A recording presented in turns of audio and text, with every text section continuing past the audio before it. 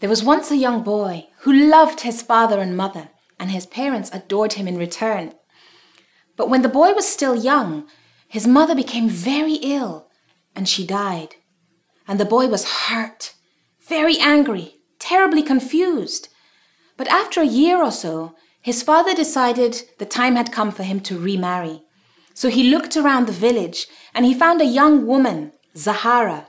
Zahara was full of life and excited about entering into this new married life.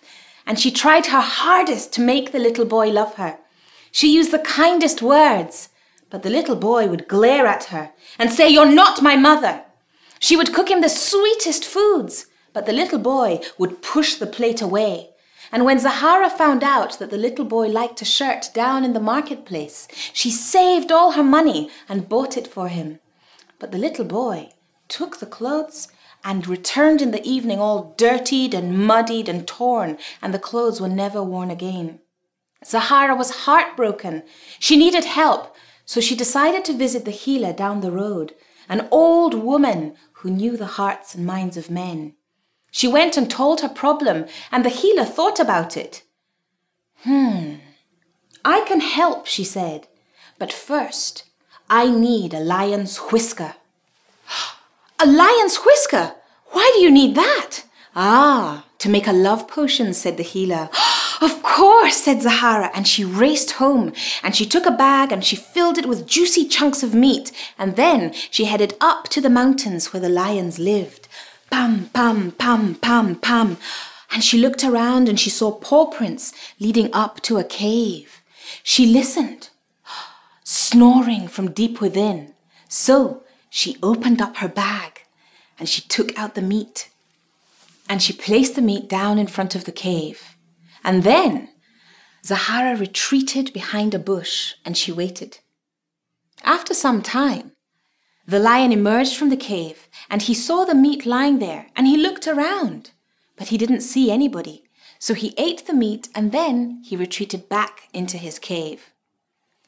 Zahara listened, and when she could hear the snoring, she came out from behind the bush and she opened up her bag and she took out a piece of meat, and then she placed the meat in front of the cave and she took a few paces back. The lion emerged after some time and he saw the meat and he saw Zahara much closer. She didn't move, so he ate the meat and he retreated back into the cave. And this happened several times, and each time Zahara got closer and closer and closer until soon she was close enough to pull out the lion's whisker. Bing! When the lion had gone back into his cave, Zahara immediately headed straight back down the mountain to see the healer. Bum, bum, bum, bum, bum, bum, bum. She was so excited. Look, look, I have the lion's whisker. But the healer said, I'm sorry, Zahara, there is no love potion. What?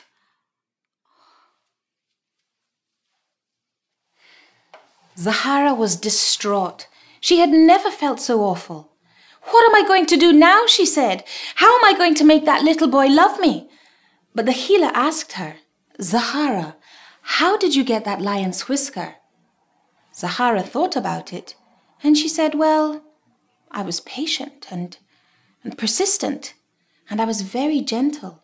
And you were brave, Zahara. You don't need a love potion to win that little boy over. Everything you need is already in you. Zahara went home, and she didn't try so hard anymore. But everything she did, she was patient, persistent. She was gentle and brave.